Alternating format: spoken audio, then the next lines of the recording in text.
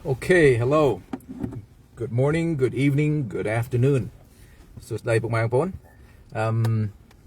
ព័ត៌មានច្រើនអាទិត្យនេះក៏តែខ្ញុំចង់សង្ខេបបន្តិចដើម្បីឲ្យពុកម៉ែបងប្អូនយើងដែលពិសេសបងប្អូនខ្មែរយើងដែលទៅមកសហរដ្ឋដូចជា2 3 4 5ឆ្នាំឬក៏10ឆ្នាំឬក៏បងប្អូនខ្មែរយើងដែលមិនដែលទៅរៀនសាលានៅសហរដ្ឋហើយខ្ញុំប្រើភាសានេះមិនមែនចង់វាយតម្លៃឬក៏មើលស្រាលទៅបងប្អូនខ្មែរខ្លះហើយក៏ប៉ុន្តែខ្ញុំឃើញថាជួនកាលយើងរវល់ឬក៏យើងពុះ control នៅលើការផ្ដល់មតិយោបល់របស់យើងខ្លាំងពេកយើងអត់មានព័ត៌មានគ្រប់គ្រាន់អូខេចឹងសំណួរសួរថាតើរដ្ឋាភិបាលអាមេរិកសប្តាហ៍ហ្នឹងគាត់កំពុងតែផ្ដោតទៅលើគេហៅថាអាមេរិកមុនអូខេតើពាក្យ America's first តើពាក្យអាមេរិកមុនហ្នឹងមានន័យថាយ៉ាងម៉េចដើម្បីយើងអាចយល់ពាក្យនេះយើងត្រូវសំខាន់ជាយើងត្រូវយល់ថាតើពាក្យអាមេរិកហ្នឹងមានន័យថាយ៉ាងម៉េចសិនអូខេហើយយើងបានឃើញរដ្ឋាភិបាលលោក Donald Trump ក៏បានបកស្រាយខ្លះហើយក៏តែខ្ញុំចង់យកឱកាសនេះដើម្បីបង្យល់ច្បាស់ថាពាក្យអាមេរិកគឺជាពាក្យមួយដែលគេបានយកមកពីលោកAmerigo Vespucci ទេលោក Amerigo Vespucci ហ្នឹងគាត់គឺជាលោកជនមកពីប្រទេសប៉ូទុយហ្គីសប្រទេសប៉ូទុយហ្គលដែលបានស្ដេចអ៊ីតាលីហ្នឹងបានបញ្ជូនគាត់ឲ្យគាត់ចែវទូកមកទ្វីបខាងលិចយើងសប្តាហ៍ហ្នឹងដែលក៏បានរោទ្វីបអាមេរិកឃើញអញ្ចឹងពាក្យ Amerigo Vespucci ហ្នឹងបានវិវត្តមកដល់សប្តាហ៍ហ្នឹងគេហៅថា Americas អូខេអាមេរិកអូខេហ្នឹងទី1ទី2យើងត្រូវយល់ថាពាក្យអាមេរិកហ្នឹងមិនមែនមានន័យថាពាក្យសហរដ្ឋអាមេរិកទេអូខេពាក្យអាមេរិកហ្នឹងបកស្រាយមកថា Tweep អាមេរិកអញ្ចឹងមានថាពីលើមកក្រោមហ្នឹងគេហៅថា Tweep អាមេរិកគេហៅថា Western Hemisphere Western Hemisphere ហ្នឹងទឹកដីដែលលោក Amerigo Vespucci លោកដែលថាគេបានខ្ចីឈ្មោះគាត់មកប្រើសប្តាហ៍ហ្នឹងដែលថាគេហៅថា America ហ្នឹង Tweep តាំងពីលើមកពីកាណាដាចុះទៅដល់ខាងក្រោមគេទាំងអស់ទៅដល់ចាមេកាទៅដល់ប្រទេសខាងក្រោមហ្នឹងគេហៅថា Tweep Western Hemisphere គឺជា Tweep អាមេរិកទាំងអស់ដូច្នេះពេលណារដ្ឋាភិបាលតត្រាំគាត់បាននិយាយថាគេចង់ផ្ដោតទៅលើអាមេរិកមុនណាគេចង់និយាយថានយោបាយយុទ្ធសាស្ត្រចិត្តសាស្ត្រផលចំណេញសេដ្ឋកិច្ចទាំងអស់បើមានផលប្រយោជន៍មកពួកអាមេរិកគេនឹងផ្ដោតទៅនឹងមុនអូខេក៏ប៉ុន្តែពាក្យ America first ហ្នឹងមិនមែនមានន័យថាអាមេរិកតែឯងទេអូខេដូច្នេះនេះជាចំណុចសំខាន់មែនទែនថាយើងកុំគិតហើយយើងកុំស្មានថា America first ហ្នឹងមានន័យថាអាមេរិក alone វាមិនមែន America alone ទេណាវាជាអាមេរិកមុនដូច្នេះគេចង់ផ្ដោតទៅលើថា Tweep អាមេរិកពីលើមកក្រោមហ្នឹងគេផ្ដោតទៅពួកហ្នឹងដូច្នេះមានន័យថាយ៉ាងម៉េចមានន័យថាអាមេរិកគាត់នឹងចាប់ផ្ដើមគិតពីខ្លួនគាត់ម្ដងកាលពីមុនគាត់គិតថាគាត់ចង់ទៅខាងក្រៅគាត់លូកដៃនៅក្នុងនយោបាយរបស់គេលូកដៃនៅលើការសេដ្ឋកិច្ចរបស់គេលូកដៃទៅលើសង្គ្រាមនេះសង្គ្រាមនោះដូច្នេះនៅក្នុងពេលវេលាថ្មីនេះអូខេអាមេរិកនឹងផ្ដោតទៅលើពួកអាមេរិកម្ដងគេផ្ដោតទៅលើសុខភាពការអប់រំសេដ្ឋកិច្ចប្រាក់ចំណូលចំណេញគេផ្ដោតទៅលើអាមេរិកហើយគេនឹងចាប់លូកដៃតិចទៅខាងក្រៅអូខេអញ្ចឹងមានន័យថាបើសិនជាប្រទេសខាងក្រៅនោះគាត់គិតថាអាមេរិកមានផលចំណេញទៅគាត់អាចសហការជាមួយអាមេរិកគាត់អាចរស់ស៊ីជាមួយអាមេរិកប៉ុន្តែបើថាគាត់មើលមកឃើញថាអាមេរិកអត់មានផលចំណេញទៅគេទេដូច្នេះគាត់មិនបាច់រស់ស៊ីជាមួយពួកអាមេរិកទេហើយកុំគិតថាជនជាតិអាមេរិកហ្នឹងគាត់នឹងស្លាប់អត់មានអ្នកខាងក្រៅជួយគាត់ព្រោះហេតុអីពីព្រោះប្រទេសអាមេរិកគេមានតាំងពីអង្គរក៏គេមានដែរគេមានសាច់គោគេមានកបីគេមានជ្រូកគេមានមាន់គេរដ្ឋាភិបាលអាមេរិកគេបងអ្នកចំការរបស់គេកុំឲ្យធ្វើស្រែ ដើម្បីឲ្យតម្លៃទីផ្សាររបស់គេនឹងកុំឲ្យវាទាបពេកគេមានដល់តែកម្មវិធីអស់ហ្នឹងដូច្នេះយើងកុំស្មានថាពួកអាមេរិកបើសិនជាអត់មានប្រទេសខាងក្រៅយើងនឹងស្លាប់វាមិនមែនអញ្ចឹងទេអាមេរិកគេសុខចិត្តបងប្រជាជនគេកុំឲ្យធ្វើស្រែកុំឲ្យតម្លៃទីផ្សាររបស់គេវាចុះថោកពេកអូខេអានោះទី2ទី3ឧទាហរណ៍ថាពីព្រឹកមិញខ្ញុំផ្ដល់ឧទាហរណ៍មួយថាបើសិនជាប្រទេសវៀតណាមឬក៏ប្រទេសខ្មែរយើងឬក៏ប្រទេសផ្សេងទៀតមិនចង់លក់ចេកមកឲ្យអាមេរិកក៏អាមេរិកមានចេកញ៉ាំដែរពីព្រោះមានប្រទេសប្រេស៊ីលមានប្រទេសអាហ្សែនទីណាប្រទេសចាមេកាប្រទេសនៅក្នុងគេហៅ Twip អាមេរិកហ្នឹងណាបងប្អូនគេមានអ្វីទាំងអស់ដែលពួកអាមេរិកអាចទិញពីប្រទេសអស់ហ្នឹងបានដូច្នេះបើសិនជាឧទាហរណ៍ថាប្រទេសខ្មែរយើងឬក៏ប្រទេសនៅអាស៊ីអាគ្នេយ៍យើងបើសិនជាយើងដើរនយោបាយយើងពេលនេះខុសយើងនឹងបាត់បង់ឱកាសយើងរាប់សិបឆ្នាំទៅមុខរាប់ទសវត្សរ៍ទៅថ្ងៃមុខទៀតដូច្នេះខ្ញុំចង់សង្ខេបមកថាពីអាមេរិកមុនហ្នឹងមិនមែនមានន័យថាអាមេរិកតែឯងទេAmerica first does not mean America alone មកពីអីមកពីអាមេរិកហ្នឹងវាមិនមែនមានន័យថាសហរដ្ឋអាមេរិកទេភាគច្រើនយើងយកពីអាមេរិកហ្នឹងយើងផ្ដោតទៅលើសហរដ្ឋអាមេរិកក៏ប៉ុន្តែពេលគេចង់និយាយថា America first ពេលនេះហ្នឹងគេចង់ផ្ដោតទៅលើថាTwip នៅខាងលិចគឺជាពីកាណាដាចុះទៅដល់ខាងក្រោមប្រទេសចាមេកាប្រទេសសង្កតែ30-40ប្រទេសនៅក្នុង Twip អាមេរិកហ្នឹងណាដូច្នេះបើសិនជាប្រទេសនៅខាងកើតអូខេ Twip ខាងកើតបើសិនជាពួកខាងកើតហ្នឹងគាត់អត់រស់ស៊ីជាមួយ Twip ខាងលិចកុំគិតថាប្រទេសអាមេរិកហ្នឹងអត់មានចេកញ៉ាំអត់មានប៉មញ៉ាំអត់មានដូរ៉េនអត់មានម្នាស់អត់មានអាឡឹកញ៉ាំTwip អាមេរិកមានទាំងអស់សម្រាប់ពួកម៉ែបងប្អូនយើងដែលថានៅអាមេរិកហើយមិនដែលដើរលេងទៅប្រទេសទៅប្រទេសខាងក្រោមនៅខាងត្បូងអាមេរិកពួកបងប្អូននឹងស្ដាយមែនទេពីប្រទេសដូចជា Costa Rica ប្រទេស Dominican Republic Nicaragua Guatemala Puerto Rico ដែលថាជាដូចជារដ្ឋមួយសង្ឃរដ្ឋមួយរបស់អាមេរិកដែរហើយនឹងប្រទេសដូចជាប្រេស៊ីលបើយើងមើលផ្លាកដូចជាផ្លាកម៉ាដូលដូចចេកយើងញ៉ាំរាល់ថ្ងៃហ្នឹងយើងឃើញថាភាគច្រើនគេដាក់ថា produce product of Brazil អូខេដូច្នេះអ្វីក៏ដោយដែលថាមានត្រាថា made in China ឬក៏ made in Cambodia made in Vietnam made in Thailand made in Kenya made in Nigeria made in ជុំវិញពិភពលោកហ្នឹងគេអាចដូរតែមួយថ្ងៃហ្នឹងបងប្អូនគេអាចដូរថា made in Brazil made in Argentina made in Mexico made in អូខេ Jamaica ប្រទេសច្រើនណាស់នៅ Twip អាមេរិកនេះដែលពួកអាមេរិកអាចរស់ស៊ីជាមួយដូច្នេះពេលយើងឃើញលោកត្រុំគាត់បានប្រកាសពន្ធទៅគ្រប់ប្រទេសហ្នឹងណាយើងកុំស្មានថាប្រទេសទាំងអស់ហ្នឹងគេនឹងស្អប់ប្រទេសអាមេរិកអ្វីលោកត្រុំគាត់បានធ្វើហ្នឹងគឺគាត់បានប្រកាសថាប្រទេសណាស្រឡាញ់អាមេរិកជាងគេសូមមេត្តាស្នើសុំសូមមេត្តាចរចាសូមមេត្តាប្រាប់មកថាតើអាចធ្វើអីគេខ្លះឲ្យអាមេរិកអូខេដូច្នេះវាដូចជាយើងមានផ្ទះយើងលក់អញ្ចឹងយើងឥឡូវយើងនិយាយភាសាលក់ផ្ទះវិញឲ្យស្រួលផ្ទះយើងបើសិនជាមានមនុស្សម្នាក់ទិញបងប្អូនគេនឹងតថ្លៃយើងហើយផ្ទះយើងលក់ឧទាហរណ៍ថា$50,000ហើយយើងមានមនុស្សតែម្នាក់ទិញគេនឹងតមក$40,000 $30,000 $20,000គេនឹងកាត់ថ្លៃយើងគេនឹងនិយាយថាផ្ទះយើងខ្វះនេះខ្វះនោះធ្វើម៉េចដើម្បីឲ្យយើងលក់ផ្ទះយើងឲ្យគេថោកអូខេទី1ដូច្នេះបើយើងផ្ទុយទៅវិញបងប្អូនយើងផ្ទុយថាបើសិនជាយើងមានមនុស្ស100នាក់ចង់ទិញផ្ទះយើងអូខេហើយ100នាក់ហ្នឹងមានតែ100នាក់នឹងចង់មកផ្ទះយើងតើផ្ទះយើងកន្លះលានហ្នឹងវាខ្លាយចេញយ៉ាងម៉េចផ្ទះយើងកន្លះលានហ្នឹងវានឹងឡើងថ្លៃដល់តែ52,000 53 54 55គេនឹងដេញថ្លៃគ្នាដល់តែផ្ទះយើងលក់បានដល់តែ$1 លានក៏មិនដឹងដែរអូខេអាហ្នឹងដើម្បីយើងប្រៀបធៀបពេលណាយើងមាន137ប្រទេសដែលថាអាមេរិករស់ស៊ីជាមួយហ្នឹង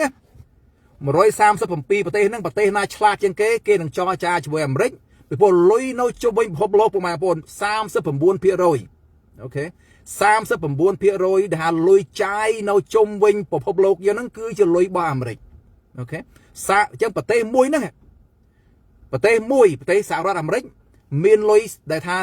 39%គ្រប់គ្រងនៅលើពិភពលោកហើយប្រទេស194ប្រទេសទៀត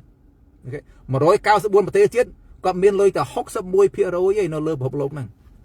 អូខេដូច្នេះបើយើងនិយាយទៅនៅក្នុងសន្លឹក$100នៅក្នុងលុយ$100ដើម្បីយើងចាយហ្នឹង$39គឺជារបស់អាមេរិកបាត់ហើយ61ទៀតចាយជាមួយ195ប្រទេសអូខេដូច្នេះពេលខ្ញុំឮពុកម៉ែបងប្អូនយើងខ្លះគាត់និយាយថាអូអាមេរិកគាត់ដើរនយោបាយនឹងចាញ់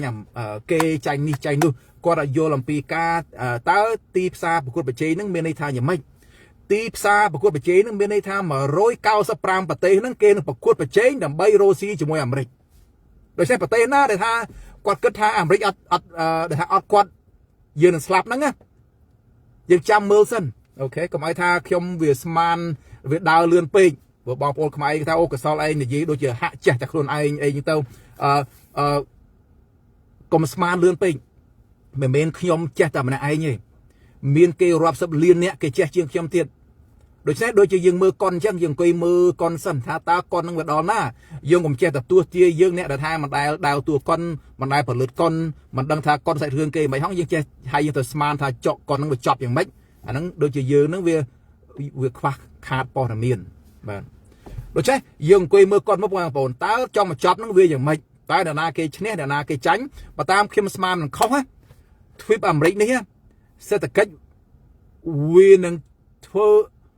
រកស៊ីជាមួយគ្នាដូចជាប្រទេសប៉ាណាម៉ាអញ្ចឹងប្រទេសប៉ាណាម៉ាគាត់មានផែរបស់គាត់អញ្ចឹងគ្រប់តំណែងដែលចូលមកទ្វីបអាមេរិកនេះឬក៏គ្រប់តំណែងដែលថាចេញពីប្រទេសទ្វីបអាមេរិកវាត្រូវឆ្លងកាត់ផែប៉ាណាម៉ាដូច្នេះបើសិនជាយើងគិតថាអត់ប្រទេសមួយពីខាងកើតយើងនឹងស្លាប់ពុកម៉ែបងប្អូនស្មានខុសហើយផ្ទះយើងដែលថាលក់កន្លះលាន$ហ្នឹងបើសិនជាអត់មានផ្ទះណាកន្លះលាន$ដែលលក់ប្រកួតជាមួយយើងអូខេអាហ្នឹងគេទិញតែរបស់យើងហ្នឹងអញ្ចឹងទាំងផ្ទះរបស់យើងហ្នឹងនឹងគេនឹងដេញថ្លៃធ្វើឲ្យផ្ទះយើងមានតម្លៃខ្ពស់ក៏ប៉ុន្តែបើមានផ្ទះ10ផ្ទះទៀត20ផ្ទះទៀត100ផ្ទះទៀតហើយនៅក្នុងលក្ខណៈនេះយើងមាន137ផ្ទះទៀតដែលប្រកួតប្រជែងណាបងប្អូនអញ្ចឹងផ្ទះណាដែលថាគុណភាពល្មមហើយផ្ទះណាដែលថាថោកគេនឹងយកមួយហ្នឹងហើយអូខេអញ្ចឹងពេលយើងនិយាយការសេដ្ឋកិច្ចនៅលើការរកស៊ីដឹកជញ្ជូនអីវ៉ាន់មកចូលប្រទេសអាមេរិកឬក៏អាមេរិកដឹកជញ្ជូនអីវ៉ាន់ទៅខាងក្រៅប្រទេសហ្នឹងណាយើងត្រូវគិតថាតើប្រមាណប្រទេសគេនឹងប្រកួតប្រជែងដើម្បីចង់បានរបស់អាមេរិកតើមានប្រមាណប្រទេសដែលថាមានរបស់ដែលអាមេរិកនឹងដាច់ខាតត្រូវតែទិញពីប្រទេសហ្នឹងបាទយើងត្រូវចេះសួរសំណួរហ្នឹងបានយើងអាចយល់ច្បាស់ថាតើសង្គ្រាមសេដ្ឋកិច្ចតើអ្នកណាគេនឹងឈ្នះអ្នកណាគេនឹងចាញ់ហើយមួយទៀតក្នុង$100ហ្នឹងតើអ្នកណាគេជាម្ចាស់$100ហ្នឹងជាងគេនៅក្នុង$100ហ្នឹង$39គឺជារបស់អាមេរិកបាត់ហើយប្រជាជនរបស់អាមេរិកយើងមានតែ370លាននាក់អូខេ370លាននាក់ក៏ប៉ុន្តែលុយចាយរបស់យើងមានដល់តែ$39នៅក្នុងរៀងរាល់$100នៅលើពិភពលោកនេះអូខេក្នុង$100$39គឺជារបស់ប្រជាជនរបស់អាមេរិកតែ370លាននាក់ឯងនៅក្នុង6កោតអ្នកទៀតបងប្អូន6កោតអ្នកទៀតហ្នឹងគាត់មានលុយតែ$61ចាយឯងគាត់ទៅចែកគ្នាមូលហេតុហ្នឹងឯងដែលថាប្រទេសអាមេរិកហ្នឹងគាត់មិនចាញ់គេទេបងប្អូនអូខេព្រោះលុយកប៉ៅគឺនៅអាមេរិកទី1ទី2ប្រកួតប្រទេសដែលថាអាចប្រកួតប្រជែងប្រទេសខាងលិចហ្នឹងណាទ្វីបអាមេរិកមានតែទាំងអស់ហ្នឹងស្បែកជើងយើងដែលថាយើងគេធ្វើ made in Cambodia ហ្នឹងក៏គេអាចដូរមក made in Argentina made in Brazil made in Nicaragua made in Costa Rica made in Puerto Rico made in Mexico made in El Salvador គេអាចធ្វើ made in Haiti made in Jamaica គេអាចធ្វើនៅប្រទេសទ្វីបអាមេរិកទាំងអស់អូខេដូច្នេះសង្ខេបមកវិញ ពីអាមេរិកហ្នឹងមិនមែនមានន័យថាតាសហរដ្ឋអាមេរិកទេពីអាមេរិកយើងចាប់ផ្ដោតទៅលើថាទ្វីបអាមេរិកពីលើមកក្រោមហ្នឹងសិតតែទ្វីបអាមេរិកទាំងអស់អញ្ចឹងអាមេរិកមុនគេមិនមែនមានន័យថាអាមេរិកតែឯងទេគឺជាអាមេរិកជាមួយសម្ព័ន្ធមិត្តរបស់អាមេរិកអ្វីគេដែលថាធ្វើឲ្យអាមេរិកហើយនឹងសម្ព័ន្ធអាមេរិកហ្នឹងគាត់ចំណេញគាត់ជួយប្រជាជនរបស់គេឲ្យមានសុវត្ថិភាពឲ្យមានជីវភាពឲ្យមានអនាគតទៅមុខទៀតណាគេនឹងផ្ដោតទៅលើពួកហ្នឹងហើយបាទ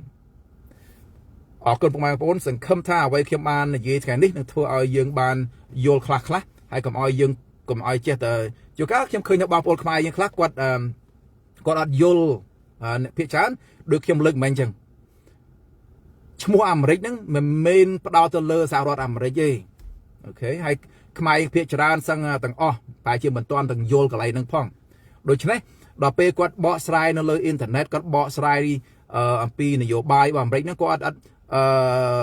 ការយល់ដឹងរបស់គាត់ហ្នឹងវាដូចជាយើងញ៉ាំអាឡឹកវាញ៉ាំតែពាក់កណ្ដាលវាបានអាឡឹកទាំងមូលទេពីអាមេរិកគេផ្ដោតទៅលើថាទ្វីបអាមេរិកអូខេពីលើទៅក្រោមអញ្ចឹងមានសឹងតែ70ប្រទេស70-80ប្រទេសនៅក្នុងទ្វីបអាមេរិកហ្នឹងណារដ្ឋាភិបាលដាល់ត្រាំហ្នឹងគាត់នឹងផ្ដោតទៅលើការរស់ស៊ីជាមួយពួកហ្នឹងហើយពីព្រោះហេតុអីព្រោះវាចិត្តផ្ទះយើងហេតុអីបានយើងគួរតែឈានទៅក្រៅប្រទេសបើសិនជាអ្នកជុំវិញយើងហ្នឹងគេអាចលក់របស់ឲ្យយើងថោកដូចគេដូចឯងគុណភាពដូចគេដូចឯងហើយនយោបាយគេវាសមស្របនឹងយើងអញ្ចឹងយើងនឹងរស់ស៊ីជាមួយអ្នកនៅចិត្តផ្ទះយើងហើយយើងមិនទៅរស់ស៊ីជាមួយអ្នកនៅខាងក្រៅឆ្ងាយពេកទេពីព្រោះអ្នកនៅចិត្តយើងវាលក់របស់ថោកជាងបងប្អូនដឹកជញ្ជូនរបស់ពីប្រទេសវៀតណាមមកអាមេរិកវាឆ្ងាយជាងយើងដឹកជញ្ជូនរបស់ពីម៉ែកស៊ីកូមកសហរដ្ឋអាមេរិកវាឆ្ងាយជាងយើងទិញរបស់ពីកូស្តារីកាវាឆ្ងាយជាងយើងដឹករបស់ពីប៉ាណាម៉ាពីចាមេកាផងបាទដូច្នេះយើងកុំស្មានថាបើអត់មកប្រទេសពីខាងក្រៅសហរដ្ឋអាមេរិកវានឹងចាញ់គេវាមិនមែនអញ្ចឹងទេបងប្អូនដោយអឺរ៉ុបដោយអាមេរិកហ្នឹងគាត់ខឹងគ្នាប៉ុណ្ណាក៏ដោយចង់មកចាប់អឺរ៉ុបហើយនៅអាមេរិកហ្នឹងគាត់ទៅណាពីគ្នាមិនបានទេអាហ្នឹងដូចជាកូនចៅអញ្ចឹងកូនចៅយើងធ្វើឲ្យយើងខឹងប៉ុណ្ណាយើងនៅតែស្រឡាញ់ពួកគាត់ហ្នឹងវាដូចគ្នាអញ្ចឹងបងប្អូនដូច្នេះបើសិនជាប្រទេសខាងក្រៅទៀត137ប្រទេសហ្នឹងគាត់ចង់មានអនាគតល្អគាត់គួរតែគិតថាតើគាត់ធ្វើយ៉ាងម៉េចដើម្បីជួយឲ្យពួកអាមេរិកហ្នឹងឲ្យទៅមុខផងបាទនឹងហើយមានន័យថា America's first ពីព្រោះហេតុអីពីព្រោះ50ឆ្នាំហើយបងប្អូនពួកអាមេរិកគេហៅថាមកគាត់ដើរចែកទានគ្រប់ទៅពិភពលោកហ្នឹងបើតែពេលគាត់ដើរចែកទានគ្រប់កន្លែងទៅគាត់ចង់ដឹងថាលុយគាត់ហ្នឹងវាចាយ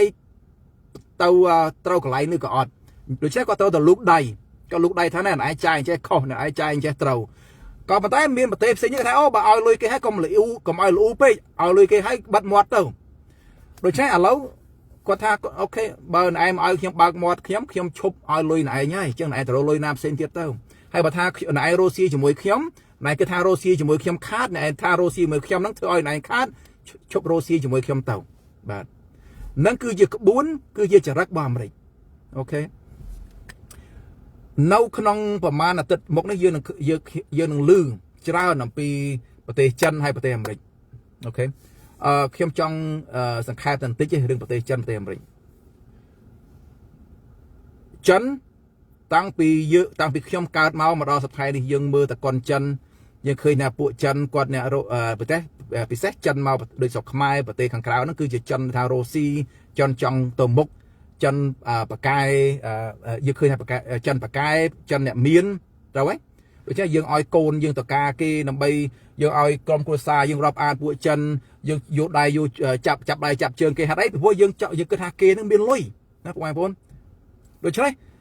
សម្រាប់ចិនវិញនៅទ្វីបអាស៊ីយើងហ្នឹងយើងឲ្យតម្លៃទៅពួកចិនខ្លាំងណាស់ទុកតែចិនហ្នឹងវាយកូនយើងចិនហ្នឹងមើងងាយយើងចិនហ្នឹងជេរដាក់យើងពាក្យសម្ដីចិនហ្នឹងអត់មានការគួរសមចិនហ្នឹងអត់មានព្រះអត់មានសាសនាយើងនៅតែស្រឡាញ់ចិនមកពីអីមកពីយើងស្រឡាញ់លុយរបស់គេណាមកពីយើងស្រឡាញ់លុយរបស់គេយើងយកកិត្តិយសយើងយកភាពស្អាតស្អំរបស់យើងយកវប្បធម៌អរិយធម៌របស់យើងយកអក្សរសាស្ត្ររបស់យើងទៅយកទៅលក់ឲ្យចិនមកពីយើងស្រឡាញ់លុយរបស់គេអូខេផ្ទុយមកវិញពួកអាមេរិកគេអត់ខ្វល់ពីចិនទេចិន នឹងរ៉ូស៊ីជាមួយអាមេរិកឬក៏គាត់មិនរ៉ូស៊ីជាមួយអាមេរិកអានឹងរឿងផ្សេងក៏មិនដែរឲ្យចិនទៅអំណប់ឲ្យសំទោសឲ្យអាមេរិកទៅអំណប់ចិនណាគេអត់ត្រូវការទេបងប្អូនព្រោះហេតុអីព្រោះមិនមែនពួកអាមេរិកខ្វះខាតទៅសុំចិនទេបើសិនជាចិនគាត់មិនខ្លាចអាមេរិកមែនណាគាត់មិនដែលឲ្យប្រទេសចិនទាំងមូលបើសិនជាចិនមិនខ្លាចអាមេរិកគេមិនដែលឲ្យប្រទេសចិនទាំងមូលបិទអ៊ីនធឺណិតរបស់អាមេរិកទេដូច្នេះហើយប្រទេសអាមេរិកយើងអត់បិទអ៊ីនធឺណិតរបស់ចិនទេអ្នកណាពីចិនចង់និយាយចង់រ៉ូស៊ីចង់ការប្តីការប្រពន្ធមួយអាមេរិកយើងបើកទាំងអស់អាមេរិកក៏មិនដែលផ្ទុយទៅវិញចិនណាគ្រាន់តែយើងប្រើ Facebook ក៏អត់បានដែរនៅប្រទេសចិនយើងចង់ប្រើ Google ក៏ប្រើបានដែរយើងចង់ប្រើប្រព័ន្ធ Instagram នៅស្រុកចិនក៏គេមិនឲ្យប្រើដែរវាបិទចោលទាំងអស់ដូច្នេះយើងនិយាយតែប៉ុណ្្នឹងបានហើយតើប្រទេសណាគឺជាប្រទេសបើកចិត្តបើកបេះដូងគឺប្រទេសដែលថាបិទមិនឲ្យគេចូលប្រទេសឯងឬក៏ប្រទេសដែលថាបើកឲ្យគេចូលទាំងអស់ដូចជាអាមេរិកអញ្ចឹងអូខេសូមអរគុណបងប្អូនសង្ឃឹមថាខ្ញុំនឹងមានប្រធានបទផ្សេងទៀតដើម្បីចែករំលែកឲ្យយើងយល់រឹតតែច្បាស់ថ្ងៃនេះខ្ញុំចង់ផ្ដោតទៅលើពាក្យអាមេរិកតើពាក្យអាមេរិកនឹងមានន័យថាយ៉ាងម៉េចគឺជាមកពីលោកឈ្មោះ Amerigo Vespucci គាត់បានធ្វើដំណើរមកទ្វីបអាមេរិកគាត់រកឃើញទ្វីបអាមេរិកបានប្រហែលជា300ឆ្នាំក្រោយទៀតបានមានសហរដ្ឋអាមេរិកដែលយើងនៅសប្តាហ៍នេះដែលពួកខ្ញុំធ្លាប់នៅកំពុងតែនៅសហរដ្ឋនេះ